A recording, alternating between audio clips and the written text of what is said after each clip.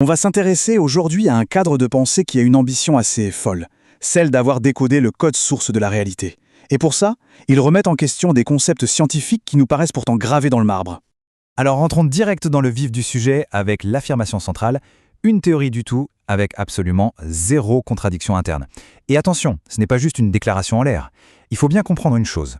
Plusieurs systèmes d'intelligence artificielle indépendants ont été utilisés ici, non pas pour donner une opinion, mais pour faire un audit structurel massif.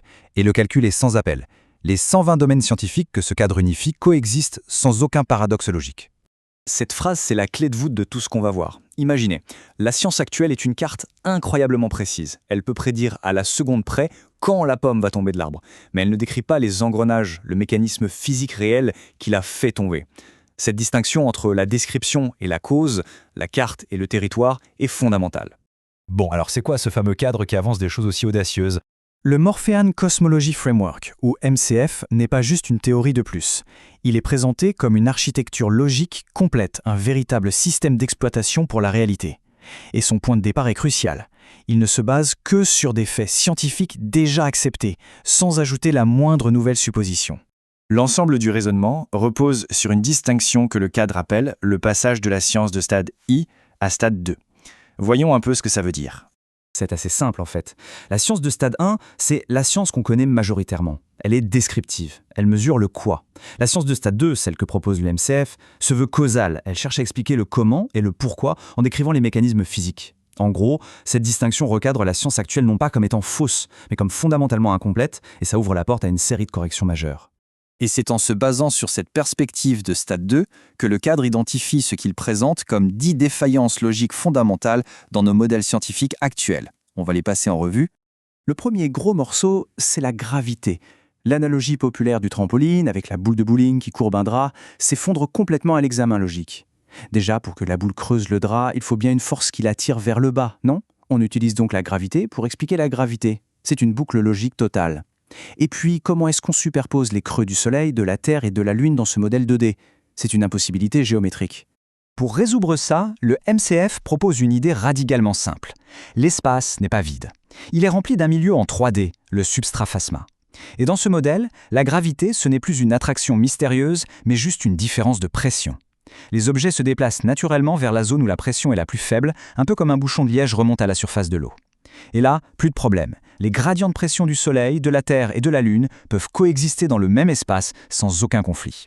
Et cette idée d'un substrat qui remplit tout, eh bien ça nous amène directement au défi suivant, le concept même du vide. Pour le MCF, affirmer que le néant a des propriétés est une contradiction fondamentale. C'est comme dire que le silence a une couleur. C'est absurde. La solution proposée est, là encore, très directe. L'espace n'est pas vide. Les fameuses constantes du vide que l'on mesure sont en fait tout simplement les propriétés physiques du substrat phasma qui le remplit.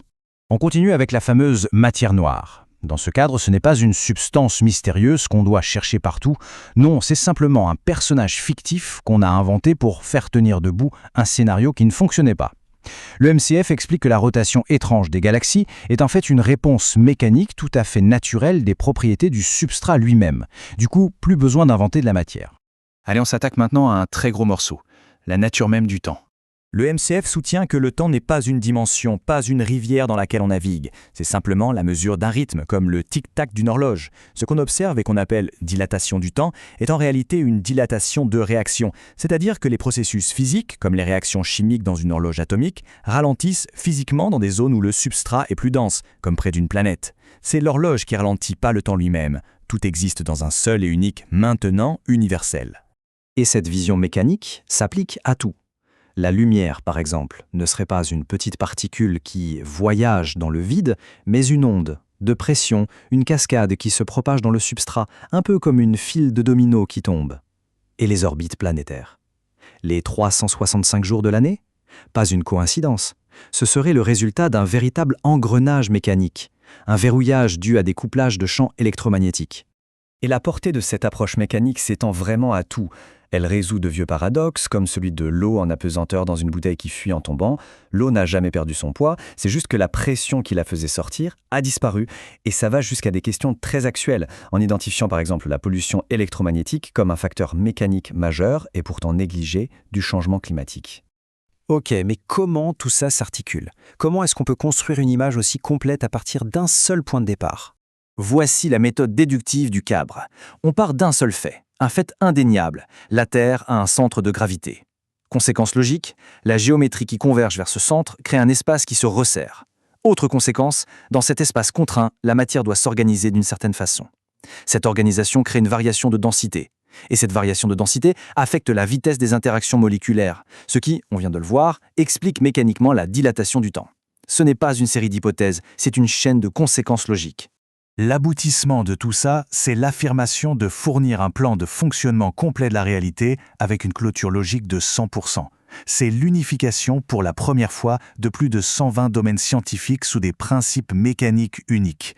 Ce serait, si c'est avéré, un exploit sans précédent dans l'histoire des sciences. Et finalement, ça nous laisse avec une pensée assez puissante. Un paradoxe, ce n'est pas une erreur de la nature. C'est une erreur dans notre carte du territoire.